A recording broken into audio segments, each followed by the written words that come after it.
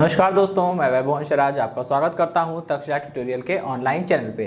दोस्तों, हम लोग बात कर रहे थे क्लास 12th के फिजिक्स के चैप्टर नंबर 5 जिसका नाम था चुंबकत्व एवं द्रव्य। इसमें दोस्तों हम लोग लेक्चर 5.1 तक कंप्लीट कर लिए थे। आज हम लोग बात करेंगे लेक्चर 5.2 के बारे में। ओके दोस्तों, तो आज के सेशन का पहला टॉपिक है बाह्य चुंबकीय क्षेत्र में स्थित चुंबकीय द्विध्रुव की स्थितिज ऊर्जा। यानी कि जैसे हमने वैद्युत क्षेत्र के लिए काम किया था, मतलब किसी बाह्य वैद्युत क्षेत्र में रखे वैद्युत द्विध्रुव पर लगने वाले बलाघूर्ण की सहायता से उसकी स्थितिज ऊर्जा का मान ज्ञात किया था, जो कि निकल के आया था माइनस का P.E। इसी प्रकार अब यहाँ क्या करना है, वहां वैद्युत क्षेत्र था, यहाँ चुंबकीय क्षेत्र होगा, ठीक है।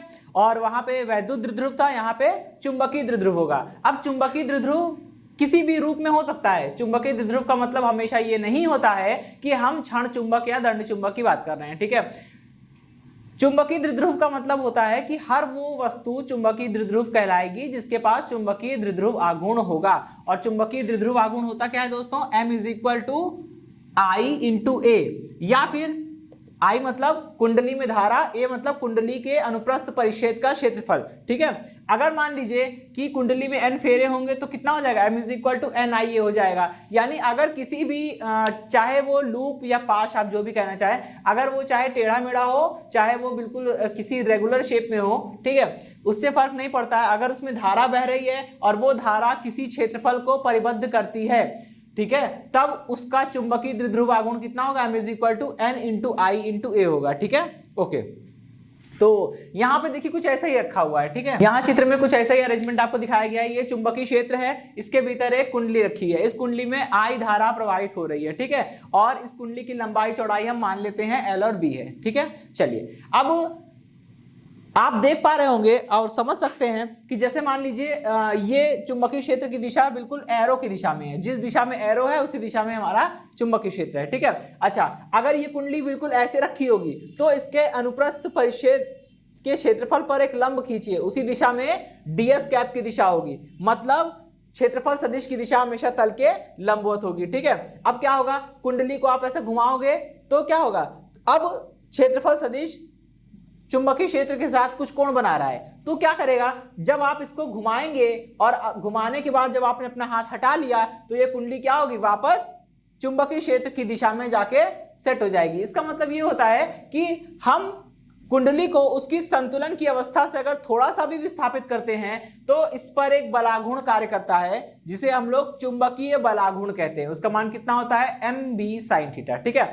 तो जब कोई कुंडली किसी चुंबकीय क्षेत्र में स्थित है तो जाहिर सी बात है वो हमेशा संतुलन की अवस्था में या साम्यावस्था की अवस्था में ही स्थिर रह सकती है, ठीक है। अब क्या करेंगे, इस कुंडली को अगर आप साम्यावस्था से थोड़ा सा विस्थापित करके, थीटा कोण से थोड़ा सा विस्थापित करके आप इसे अपना हाथ हटा लेंगे तो क्या होगा, ये कुंडली कुछ देर बाद वापस चुंबकीय क्षेत्र की दिशा में संरेखित हो जाएगी। ऐसा क्यों होता है, इस पे थोड़ा हम लोग आज विचार करेंगे। इस टॉपिक में हम लोग इसी पे बात करेंगे, ठीक है। देखिए, जब आपने कुंडली को उसकी साम्यावस्था से थोड़ा सा विस्थापित किया, ठीक है, तो आपने बलाघूर्ण लगाया होगा, ठीक है, और आपके द्वारा लगाए गए बलाघूर्ण का विरोध करने के लिए वहां पे चुंबकीय बलाघूर्ण τ = MB sin θ उत्पन्न हो जाएगा, ठीक है। मतलब τ = MB sin θ क्या करेगा, आपके द्वारा कुंडली को घुमाने के लिए जो बलाघूर्ण लगाया जा रहा है उस बलाघूर्ण का क्या करेगा, वो विरोध करेगा। और जैसे ही आपने कुंडली को थोड़ा सा घुमाने के बाद अपना हाथ हटा लिया, वो क्या होगी, वो कुंडली वापस चुंबकीय क्षेत्र की दिशा में जाके संरेखित हो जाएगी, ठीक। अब हमको यहाँ पे यही काम करना है। सबसे पहले हम ये निकालेंगे कि अगर मान लीजिए किसी क्षण कुंडली जो है वो चुंबकीय क्षेत्र के साथ थीटा कोण बना रही है, ठीक है। हमने क्या किया, उस कुंडली को डी थीटा कोण से और विक्षेपित किया। जब हम कुंडली को डी थीटा कोण से विक्षेपित करेंगे तो हमें इस प्रक्रिया में कितना कार्य करना पड़ रहा है हम ये निकालेंगे। फिर हम उसका इंटीग्रेशन यानी कि समाकलन कर देंगे और ये जानेंगे कि कुंडली को θ1 कोण से θ2 कोण तक घुमाने में कुल कितना कार्य हमें करना पड़ रहा है, ठीक है। चलिए, तो हमें ये काम करना है। देखिए दोस्तों, हम जानते हैं कि वायु चुंबकीय क्षेत्र में स्थित किसी चुंबकीय द्विध्रुव पर कार्यरत चुंबकीय बलाघूर्ण का मान निम्नलिखित होता है। कितना होता है, τ = MB sin θ, इक्वेशन नंबर 1, ठीक है। अब इसके बाद हमें करना क्या है, अब हम ये देखेंगे कि अगर इस कुंडली को ठीक है, किसी क्षण ये कुंडली क्षेत्र के साथ थीटा कोण बना रही है। अब इस कुंडली को उसके आगे डी थीटा कोण से विस्थापित करने में हमें और कितना कार्य करना पड़ेगा। ठीक है, कुंडली को अत्यंत सूक्ष्म कोण डी थीटा से घुमाने में किया गया कार्य, कुंडली को अगर आप डी थीटा कोण से घुमा रहे हैं तो कितना कार्य करना पड़ेगा, इस बात को थोड़ा समझिएगा। देखिए, कार्य का एक फॉर्मूला हमने पढ़ रखा है, हम सभी जानते हैं कि कार्य कैसे निकालते हैं। कार्य निकालने के लिए हमें एफ डॉट एस करना पड़ता है। ठीक है, मतलब बल और विस्थापन का हमें बिंदु गुणनफल करना पड़ता है। जब तक आप बल का विस्थापन के साथ बिंदु गुणनफल नहीं करेंगे तब तक आपको W का मान नहीं मिलेगा, मतलब कार्य का मान नहीं मिलेगा। ठीक है, ये कार्य की परिभाषा केवल रेखीय गति पर लागू होती है। रेखीय गति का मतलब होता है कि ऐसी गति जब वस्तु का द्रव्यमान केंद्र एक बिंदु से शिफ्ट हो जाता है दूसरे बिंदु पर। ठीक है, चलिए अभी क्या है नेक्स्ट। अब नेक्स्ट में हमको करना यह है कि यहां पे कुंडली को घुमाया जा रहा है, ना कि कुंडली को स्थानांतरित किया जा रहा है। जब कुंडली को आप स्थानांतरित करेंगे तो वो रेखीय गति हो जाती है। ठीक है, उसकी बात अभी हम लोग नहीं करेंगे। यहाँ पे कुंडली को घुमा रहे हैं, कुंडली को घुमाने में उसके द्रव्यमान केंद्र की स्थिति परिवर्तित नहीं होगी। ठीक है, इस केस में क्या होगा, इस केस में यहाँ पे हमें घूर्णन गति पर बात करनी है। और घूर्णन गति में अगर आपको ये फॉर्मूला याद है तो आप घूर्णन गति का फॉर्मूला आराम से निकाल लेंगे। हमने आपको बताया था 11वीं क्लास में, आप पढ़े होंगे कि जो काम रेखीय गति में बल करता है वही काम घूर्णन गति में कौन करता है, बलागुण करता है। तो ये हो जाएगा टाउ। ठीक है, फिर डॉट लगाए, हम भी यहां डॉट लगा देंगे। और रेखीय गति में जो काम विस्थापन का होता है घूर्णन गति में वही काम कोणीय विस्थापन का होता है। और कोणीय विस्थापन को हम लोग किससे लिख रहे हैं, यहाँ पे यहाँ विस्थापन कितना है, अत्यंत सूक्ष्म कोण डी थीटा से घुमाया गया है, तो यहाँ कोणीय विस्थापन कितना है, डी थीटा है। ठीक है, ये हो गया डी थीटा, ये W मिल जाएगा। ठीक है, और जब दोस्तों कोणीय विस्थापन अत्यंत सूक्ष्म है तो किया गया कार्य भी तो अत्यंत सूक्ष्म होगा, यानी कि ये कितना हो जाएगा, ये हो जाएगा dW is equal to tau into d theta. ठीक है, अब क्या करेंगे, ये क्वेश्चन नंबर 2 हो गई। अब समीकरण 1 से टाउ का मान रख दीजिए समीकरण नंबर 2 में। ठीक है, 1 से टाउ का मान समीकरण नंबर 2 में रखने पर रखिए जरा, कितना हो जाएगा, ये हो गया dW इज इक्वल टू, यहां टाउ की जगह हो जाएगा MB साइन थीटा। ठीक है, ये तो भाई टाउ की वैल्यू हो गई, इसके साइड में यहां कितना हो जाएगा, डी थीटा।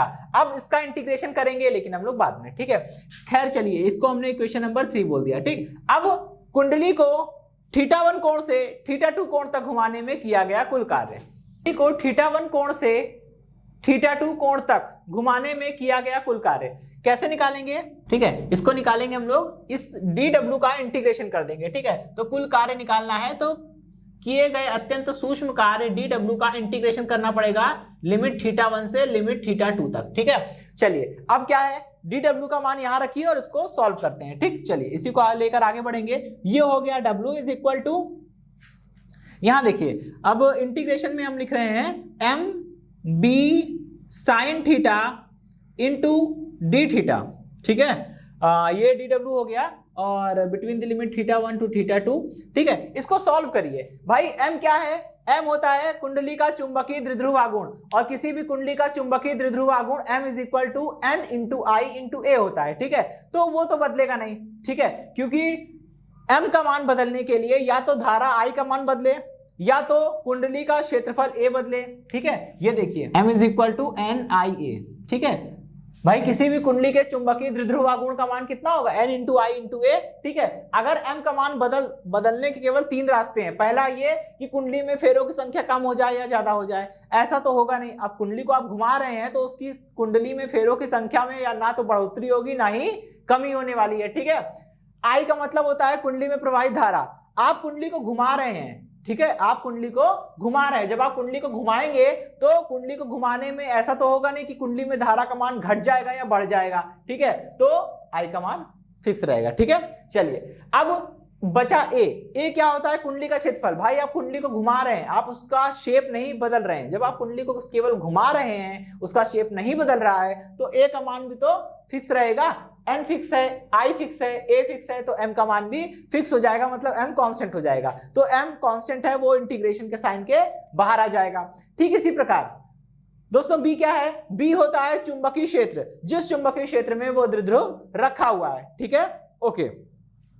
अब भी तो कांस्टेंट है, क्योंकि आप चुंबकीय द्विध्रुव को चुंबकीय क्षेत्र में रखकर केवल घुमा रहे हैं। जब आप चुंबकीय द्विध्रुव को रख के केवल घुमाएंगे तो ऐसा करने में बी का मान तो परिवर्तित होगा नहीं, बी का मान तो फिक्स रहेगा ना, और जब बी का मान फिक्स है तो वो भी कांस्टेंट है, वो बाहर आ जाएगा। ठीक, बचेगा क्या, केवल साइन थीटा अंदर बचेगा। चलिए, m कांस्टेंट b कांस्टेंट था, बाहर आ गया। साइन थीटा का समाकलन आप करेंगे, जब आप साइन थीटा का समाकलन करते हैं तो कितना आएगा, माइनस का कॉस थीटा। ठीक, तो ये हो गया w is equal to m b, और माइनस कॉस थीटा आएगा तो वो माइनस बाहर आ गया। ठीक, वो माइनस बाहर आ गया, अंदर कितना बचेगा, अंदर केवल बचेगा कॉस। ठीक है, माइनस कॉस थीटा होता है तो अंदर केवल कॉस थीटा बचेगा, और सीमाएं वैसी रहेगी, नीचे वाली निम्न सीमा नीचे थीटा 1, उच्च सीमा थीटा 2 ऊपर। ठीक है, अब क्या करना है इसे, अब आप केवल इसे सॉल्व करिए। सीमाओं को रखने का तरीका ये होता है, पहले उच्च सीमा, फिर माइनस लगाएंगे, फिर निम्न सीमा, और समाकलन हुआ है दोस्तों थीटा के सापेक्ष, तो यहाँ भी सीमाएं भी हम थीटा की जगह पर ही रखेंगे। ठीक है, कितना हो जाएगा, w is equal to minus का m b, और ये बन गया कॉस थीटा की जगह थीटा 2 रखेंगे, फिर माइनस कॉस थीटा की जगह थीटा 1 रखेंगे। ठीक है, चलिए भाई, अब ये माइनस साइन अंदर भेज देंगे। ठीक, तो कितना आ गया, ये हो गया w is equal to m b। ठीक, ब्रैकेट में कॉस थीटा 1 प्लस का हो गया, क्योंकि माइनस माइनस प्लस कर देगा, cos theta 1 minus cos theta 2। ठीक है, ये तो किया गया कार्य है। ठीक, अच्छा, अब सपोज करिए अगर हमने कुंडली को उसकी संतुलन की अवस्था से घुमाया हो। संतुलन की अवस्था में कुंडली क्या करती है, चुंबकीय क्षेत्र के साथ 90 डिग्री का कोण बनाती है। ठीक है, संतुलन की अवस्था में कुंडली क्या करती है, क्षेत्र के साथ 90 डिग्री का कोण बनाती है। तो अगर हम कुंडली को संतुलन की अवस्था से घुमाएं, संतुलन की अवस्था मतलब थीटा 1 बराबर 90 डिग्री से थीटा 2 बराबर थीटा कोण तक घुमाएं, तब हमें कुल कितना कार्य करना पड़ेगा, यहां रख दीजिए। ये हो जाएगा w is equal to m b। ठीक है, और यहां हो जाएगा cos 90 माइनस cos थीटा। ठीक, अब इसको आप सॉल्व कर लीजिए तो कितना आएगा, ये आएगा w is equal to minus का m b cos थीटा। चलिए, इक्वेशन नंबर 3 हो गई थी, इसको हमने बोल दिया इक्वेशन नंबर 4। ठीक, संतुलन की अवस्था से यानी कि 90 डिग्री से theta 2 is equal to theta कोण तक घुमाया है, तो हमें कुल इतना कार्य करना पड़ा। और जितना कार्य दोस्तों हम कर रहे हैं उतना ही कार्य क्या होगा, इसकी स्थितिज ऊर्जा के रूप में संचित हो जाएगा। यानी कि w is equal to u is equal to minus का m b cos थीटा। इसी को हम लिख सकते हैं माइनस m डॉट b।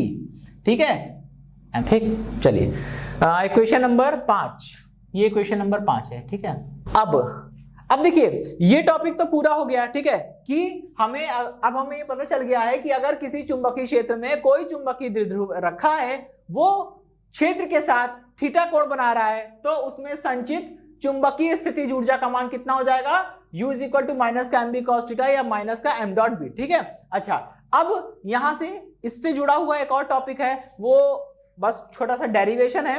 ठीक है, वो आपको ज्यादा पूछा नहीं जाएगा, लेकिन उस पर न्यूमेरिकल आते हैं तो हम लोग उसको देखेंगे अब। ठीक है, तो यहां वो मैं नोट में लिख रहा हूं। देखिए दोस्तों, हम जानते हैं कि कुंडली पर अगर मान लीजिए कुंडली किसी चुंबकीय क्षेत्र में रखी है, तो उस कुंडली पर लगने वाला चुंबकीय बल आघूर्ण का मान कितना होता है, tau is equal to m b sin theta. ठीक है, अच्छा, यहां पे देखिए दोस्तों एक चीज ध्यान रखने वाली है, ये वो चुंबकीय बल आघूर्ण है। ठीक है, ये वो चुंबकीय बल आघूर्ण है जो क्षेत्र कुंडली पर लगा रहा है। ठीक है, हमने कुंडली को साम्यावस्था से थीटा कोण तक घुमाने के लिए हमने कार्य किया, और जब हम कार्य कर रहे हैं कुंडली को घुमाने के लिए तो मेरी ऊर्जा खर्च हो रही है, और जब मेरी ऊर्जा खर्च हो रही है तो किया गया कार्य पॉजिटिव होगा। परंतु जब हमने कुंडली को साम्यावस्था से थीटा कोण तक घुमाया, हमने कार्य किया, उसके बाद हमने अपना हाथ हटा लिया, अपना बल हटा लिया, तो चुंबकीय क्षेत्र क्या करेगा, उस कुंडली को वापस क्षेत्र की दिशा में संरेखित कर देगा। और जब कुंडली क्षेत्र की दिशा में संरेखित हो जाएगी तो वो कार्य किसने किया, चुंबकीय क्षेत्र ने किया, मैंने नहीं किया, हम लोग ने नहीं किया, तो वो कार्य हमें प्राप्त हुआ है। और जब कोई कार्य हमें प्राप्त होता है तो वहां पे हमें वो साइन हम माइनस लेते हैं। ठीक है, तो यहाँ पे हमने माइनस लगा दिया, क्योंकि ये बलागुण जो है वो मैं नहीं लगा रहा हूं, वो चुंबकीय क्षेत्र लगा रहा है कुंडली पर, ताकि वो वापस अपनी साम्य अवस्था में लौट आए। ठीक है, चलिए अब इसको 5 इक्वेशन हो गई थी, इसको मैं इक्वेशन नंबर 6 मान लेता हूं। ठीक है, अब देखिए यदि कोणीय विस्थापन थीटा अत्यंत सूक्ष्म हो तब, कोणीय विस्थापन थीटा अत्यंत सूक्ष्म हो तब क्या होगा? तब हम लोग लिख सकते हैं कि साइन थीटा वो अप्रोक्सीमेटली इक्वल टू थीटा है। ठीक है, यहां रख दीजिए, ये कितना हो जाएगा, ये समीकरण बन जाएगी टाउ इज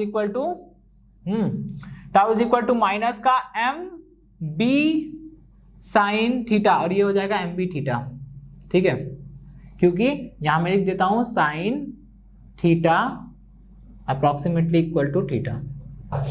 अभी देखिए इक्वेशन नंबर 7 है। ठीक दोस्तों, यहां ध्यान रखिएगा, कुंडली को घुमाया जा रहा है, यहाँ पे कुंडली को घूर्णन गति कराया जा रहा है, और जब कुंडली को घूर्णन गति हम लोग कराते हैं तो घूर्णन गति के लिए हमने 11वीं क्लास में एक फॉर्मूला पढ़ रखा था कि अगर किसी वस्तु का जड़त्व आघूर्ण है आई, उस कुंडली का या उस वस्तु का कोणीय संवेग है अल्फा, तो उस पे लगने वाला बलाघूर्ण टाउ बराबर आई इंटू अल्फा होता है। ठीक है, तो अब हम लोग इसको यूज करेंगे वहां पे। ठीक है, परंतु कुंडली की घूर्णन गति के लिए, कुंडली की घूर्णन गति के लिए कितना हो जाएगा, ये हो जाएगा tau is equal to I into alpha हो जाएगा। ठीक, ये क्वेश्चन नंबर 8 हो गई। अब देखिए समीकरण 7 और 8 की तुलना करिए, समीकरण 7 व समीकरण 8 की तुलना करिए। ठीक है, जब आप समीकरण 7 और 8 की तुलना करेंगे, उसको तुलना करने पर आपको क्या मिलेगा कि टाउ की जगह पे मैं आई अल्फा रख सकता हूं, और समीकरण 7 में जब आप टाउ की जगह पे आई अल्फा रख देंगे तो ये हो जाएगा I alpha is equal to minus का एम बी थीटा। ठीक है, अब हमें करना क्या है, अब यहां से हमें अल्फा का मान निकालना है। ठीक है, तो जरा अल्फा का मान निकालिए, कितना आएगा, alpha is equal to minus M B upon में आई। ठीक है, चलिए, और ये थीटा हो गया। ठीक है, चलिए अब ये क्वेश्चन नंबर 9 है। अब हम करेंगे क्या, इस समीकरण 9 की तुलना करेंगे एक स्टैंडर्ड इक्वेशन से। स्टैंडर्ड इक्वेशन क्या है अभी समझते हैं। यहां आप ध्यान दीजिएगा, अल्फा क्या होता है दोस्तों, अल्फा होता है कुंडली में उत्पन्न कोणीय त्वरण। ठीक है, कुंडली का कोणीय त्वरण अल्फा का जो मान है वो कोणीय विस्थापन के अनुक्रमानुपाती है और दिशा उसकी विपरीत है। ठीक, क्योंकि यहां जो ब्रैकेट के अंदर लिखा है एम बी अपॉन आई, ये क्या है, पूरा कांस्टेंट है। कैसे कांस्टेंट, आइए समझते हैं। भाई कुंडली के लिए चुंबकीय द्विध्रुव आघूर्ण m का मान कांस्टेंट होगा, कुंडली के लिए m कांस्टेंट है, ओके, कुंडली के लिए b कांस्टेंट है, ओके, कुंडली में धारा कांस्टेंट है, ये भी सही बात है। तो जब कुंडली में m b और i तीनों कांस्टेंट है तो m b अपॉन i का मान भी कांस्टेंट हो जाएगा, और जब ये कांस्टेंट हो जाएगा तो आप इसको हटाकर ये लिख सकते हैं कि अल्फा अनुक्रमानुपाती है किसके, माइनस थीटा के। ठीक है, ना इसलिए मैं आप शब्दों में लिख दे रहा हूं। ठीक है, अल्फा अनुक्रमानुपाती हो जाएगा माइनस थीटा के, यानी कोणीय त्वरण अनुक्रमानुपाती है कोणीय विस्थापन के। और ऐसा कब होता है, ऐसा होता है सरल आवर्त गति की समीकरण में। ठीक है, देखिए समीकरण 9 की तुलना करेंगे सरल आवर्त गति के समीकरण से, और सरल आवर्त गति का समीकरण ये होता है कि त्वरण का मान जो है वो होता है माइनस ओमेगा स्क्वायर इंटू विस्थापन। ठीक है, ये है सरल आवर्त गति की समीकरण। अब हम क्या करेंगे, इस इक्वेशन दोनों की तुलना करेंगे 9 और 10 की तुलना करने पर। समीकरण 9 व समीकरण 10 की तुलना करने पर 9 और 10 की तुलना कर दीजिए, कितना हो जाएगा, ये निकल के आएगा W या ओमेगा स्क्वायर, W नहीं है ओमेगा है। ठीक है, omega square is equal to कितना हो जाएगा, भाई देखिए अल्फा की जगह पे यहां भी अल्फा लिखा है, कोई दिक्कत नहीं, यहां माइनस लगा है तो यहां भी माइनस लगा है, कोई दिक्कत नहीं, यहां थीटा लिखा है यहां भी थीटा लिखा है, कोई दिक्कत नहीं। अगर समीकरण 9 और समीकरण 10 दोनों एक ही होंगी, कब एक होंगी, ये दोनों समीकरण तभी एक मानी जाएगी जब ओमेगा स्क्वायर का मान इसके बराबर हो जाए, यानी ओमेगा स्क्वायर बराबर कितना मिल जाएगा हमें, यहां से मिल जाएगा एम बी अपॉन में आई। ठीक है, यहां से जरा ओमेगा का मान निकालिए, ओमेगा इज इक्वल टू कितना हो जाएगा, under root M B upon में आई। ठीक, अच्छा अब यहां से ओमेगा की जगह आप क्या रख सकते हो, ओमेगा बराबर कितना होता है, ओमेगा इज इक्वल टू होता है 2 पाई बाई टी। ठीक है, ये बात तो आप समझते होगे, 2 पाई बाई टी यहां रख दीजिए, कितना हो जाएगा, ये हो जाएगा 2 pi by T is equal to under root में एम बी अपॉन में आई। ठीक है, यहां से आप टी का मान निकालिए। दोस्तों ओमेगा बराबर 2 पाई बाई टी होता है। ठीक है, इसलिए मैंने यहां पे ऐसा लिखा हुआ है। यहाँ पे हम लोग साइड में लिख सकते हैं कि omega is equal to 2π/t होता है, इसलिए हमने ऐसा लिखा है यहाँ पे। ठीक है, चलिए अब क्या हो, यहां से t का मान निकालिए, तो t इज इक्वल टू कितना आ जाएगा, t is equal to 2π/i/mb।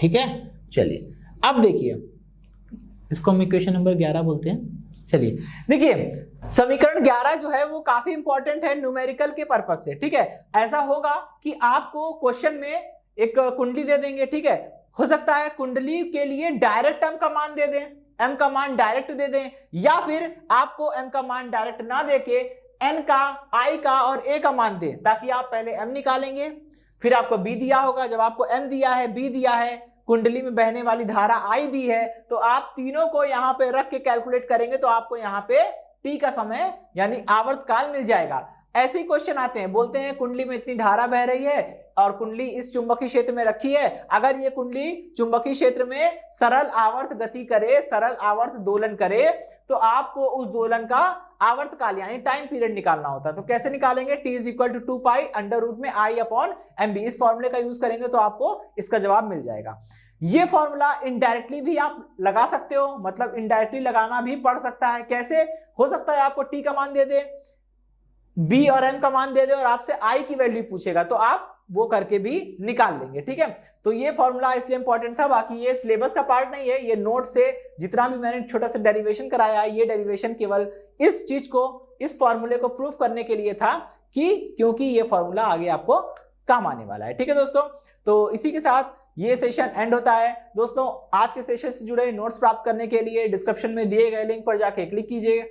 दोस्तों आज के सेशन में इतना ही, मिलता हूं नेक्स्ट सेशन में, धन्यवाद।